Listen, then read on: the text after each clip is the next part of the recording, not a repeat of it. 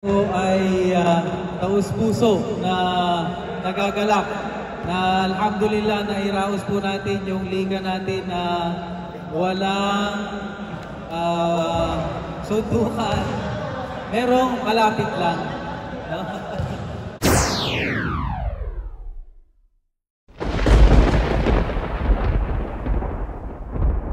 Alhamdulillah, salamat sa ating committee na maaga pa rito. Bago pa magsisimula yung laro, nandito na po sila. MashaAllah.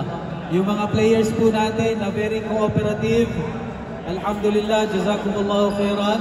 At sa pamunuan po ng Binzaid, kami po ay nagko-congratulate sa pinakaunang champion. Sa champion ng game na ito, sa team ni Kuya Yusuf. Takbir! Akbar. Tapos congratulations din. Siyempre, natural lang po kung may nananalo, natural lang po na merong matatalo. No? Pero hindi ibig sabihin natalo, hindi na nagsumika. Congratulations din sa team ni Karim. Akbar. Isang takbir dito.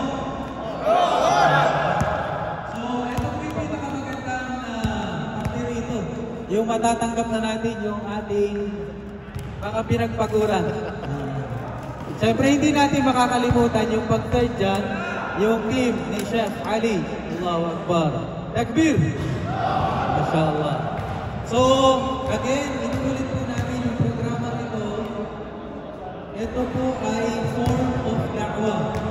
Ibig sabihin, pag-imbita sa mga hindi pa mga Muslim patungo sa Islam. Isang pamamaraan na pwede natin imbitahin yung kapwa nating mga hindi pa nananampalataya sa ating mga pag-uugali. Okay? So, sa loob ng court or sa labas, dapat nakikita yung pagiging Muslim natin. No? Tulad po ng sinabi ng ating nag-khutbah kanina, totoo. Importante yung mukha kang Muslim. May balbas ka, mukha kang ustads, may tob ka. Pero yung pinaka-importante yung connection mo sa Diyos mo, kay Allah, at yung pag-uugali mo. Okay? Yun po yung pinaka-importante sa atin dahil doon po natin pinabase yung relationship natin sa iba. Ngayon, ang da'wa o yung pag-iimbita, hindi po ito para lang sa mga ustads na katulad ni Ustads Musa. Hindi po katulad ni Sheikh Homer. Ang da'wa ay gawain po ito ng lahat ng mga Muslim. Lahat ng Muslim dapat may partisipasyon sila sa pag-imbita ng hindi nananampalataya kay Allah patungo sa Islam. Baka sabihin niyo, Ustads, hindi naman ako marunong magsalita. Sa pamamaraan lang ng pakikita at makapasok sila sa paraiso. So hindi po required na marami kang alam sa Islam, pero required sa iyo ang maging magandang ehemplo bilang Muslim. Lahat po tayo, alam po natin ang reward. Parati po sinasabi sa atin ni Sheikh Homer at ni Sheikh Musa, kapag tayo ay naging rason na makita nila yung tamang landas at nag-Muslim po sila, MashaAllah, lahat ng salah, lahat ng hajj, lahat ng umrah, meron po tayo participation at reward sa ginawa nila. So yung tunay na scam at tunay na networking, ito po rito natin makukuha sa Islam. MashaAllah. So, pangalawang point, bago po natin kasi meron pa po silang tinatapos habang inaantay po natin. No? Pasensya na kayo kung kinukuha ko po yung oras ninyo. Pero, pangalawa, magkakapatid po tayo sa iisang tatay. Lahat po tayo babae man o lalaki, Muslim man o hindi, lumad, politician, businessman, lahat tayo magkakapatid tayo sa isang tatay. Meaning, kung meron po tayong nakikitang kapahamakan sa hinaharap bilang mga kapatid at may concern tayo sa kanila, dapat tinatapik natin sila at sinasabi natin at ini-invite natin sila sa katotohanan. Kasi nakita natin, ibig sabihin, ang pag-imbita natin sa kanila tungo sa katotohanan, malasakit po natin sa kanila. Ngayon, kapag yung response nila sa atin ay medyo negative, kapag nasaktan ka, ibig sabihin, meron pang problema sa ego mo. Meron pang problema rito na dapat ayusin dahil kapag nasaktan ka, siguro nag-iimbita ka, hindi para kay Allah, pero para sa maging sikat ka. So, dalisayin po natin, turo po sa atin, innamal a'malu binniyat. Ang pinakaunang hadith, pasensya na kayo, mga nag-lecture sama. Sir, wala pa, hindi pa ba tayo tapos? Patuloy mo na, Ustaz. Ipagpatuloy mo na, innamal a'malu binniyat. Innamal a'malu binniyat. Lahat po ng ating gawain nakabase sa ating intensyon. Mga mahal na kapatid, sa mga kapatid nating mga Kristiyano, meron po Kristiyano rito? Okay. Welcome po sa paligang po natin. I hope nag-enjoy po kayo at na-enjoy nyo yung company ng mga Muslim. Ano, boss? Nagsisip po ba kayo? Na makasama yung mga Muslim? Inshallah, hindi naman. Kaya po namin kayo iniimbita tungo sa Islam dahil hindi po ito, meron po kami makukuha na financial or material na benefit. Pagmamahal po namin sa inyo, ino-offer po namin yung pinaka-the best na natagpuan po namin sa Islam. Hindi po namin kami pinipilit, pinapresent na po natin ang katotohanan. Nasa sa inyo po, okay? I hope yung po yung intention natin, ipaabot yung mensahe sa Islam, sa pamamahala, sa pagbabasa po. Yung ibang itsara programa na hindi masyadong magaling sa basketball, mag-aaral tayo ng mga sports na kailangan natin. Pero overall, i-graduate po natin yung mga sarili natin, yung mga Pilipinas natin, ang pagpapili, Kuya Yusuf, si Bibi, si Paso, mashallah, salamat, tanggapin mo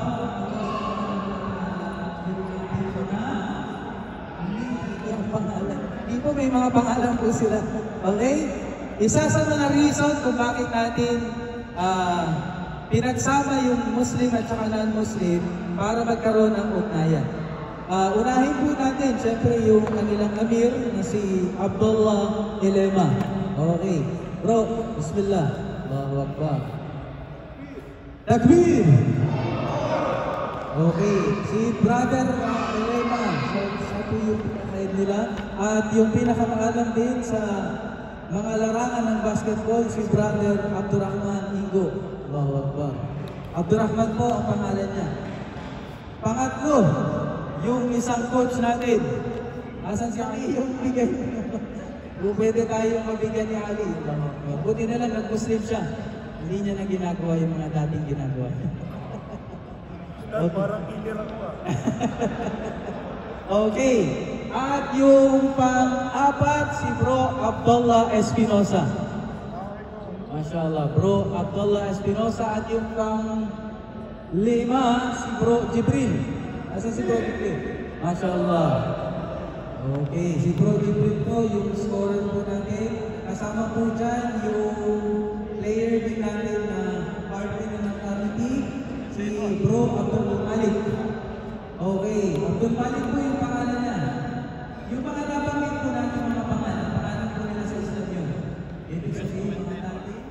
ay, tama, back up na referee na tumawag sa atin si Bro Muhammad Mayo. Bro, thank you. At syempre, naging dito po yung finance natin, Yusuf Lord. Lord ang pangalan nito. Lord Villarin, Takbir! Masyaallah. Masyaallah, pagka nandito si Ustaz, mukhang house and lot yung price dito. Gusto mo yung opportunity sa mga nan?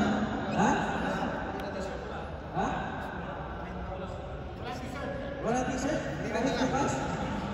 Kahit bukas? Ito pala? Yun sa'yo? Okay, very good. Yung mga non-Muslim, gusto po natin tumanggap ng pinaka-worst na question na pwede nyo itanong sa mga Muslim. Pinaka-worst na gusto nyo itanong, yun po yung magkakaroon ng premyo na tumbler. May sample ba tayo din? Yung kaya naman. Yung puto, ano yung pinaka-worst na pwede nyo itanong sa Muslim? Example.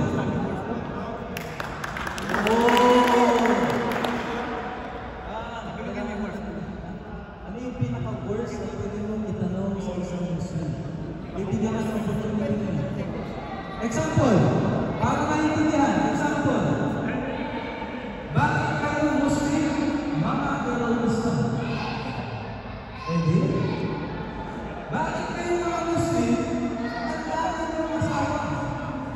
Pwede? Bakit kayo mga Muslim? Sinasampal niyo baboy. Oh, sige.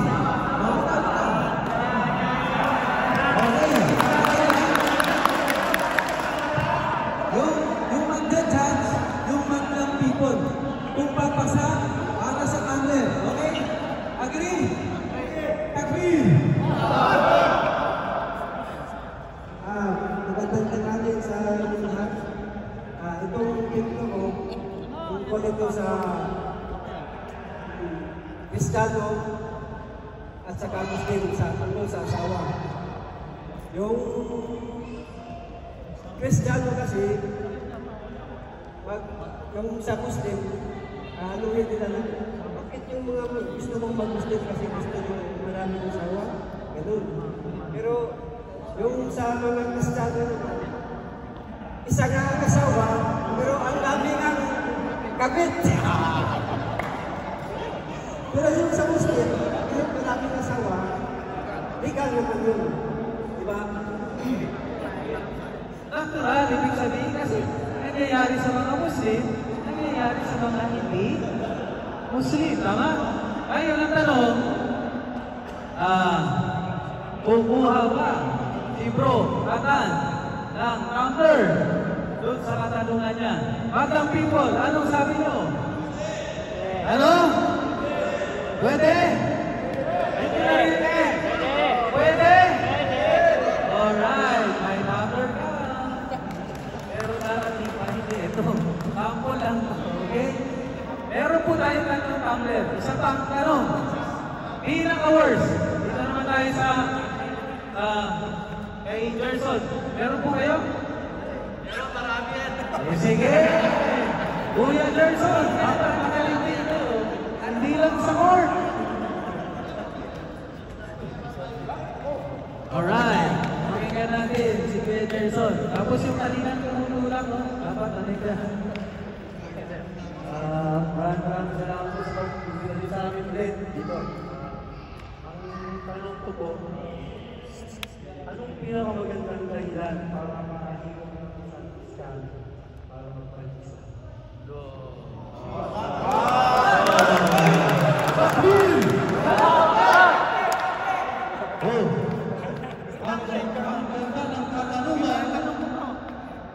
Kailangan nating tawagin si Ustaz Musa para sa atin.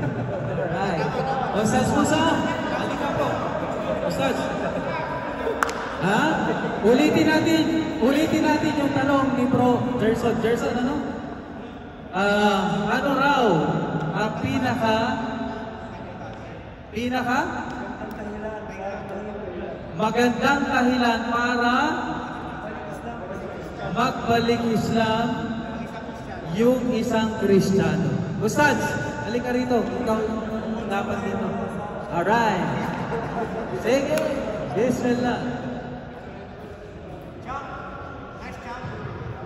Eh, bismillah. Sa team yun ko dyan, ha? Yung cellphone, pinapainit pa eh. Yung tanong, ano yung pinakamagandang dahilan para mag-Muslim yung isang tao, ganun ba? Para magbalik Islam yung isang Kristiyano. So, Gerson, napakaganda ng tanong mo, no? Kasi kami, balik Islam kami. So, nag-embrace ako ng Islam do 2010. Nag-aaral ako ng iba't ibang pananampalataya hanggang natagpuan ko yung Islam. Pero masasabi ko lang sa lahat ng mga kababayan natin dito na hindi pa Muslim, isa lang yung dahilan bakit kami yumakap sa Islam. Unang-una, gusto namin ng kaligtasan sa kabilang buhay.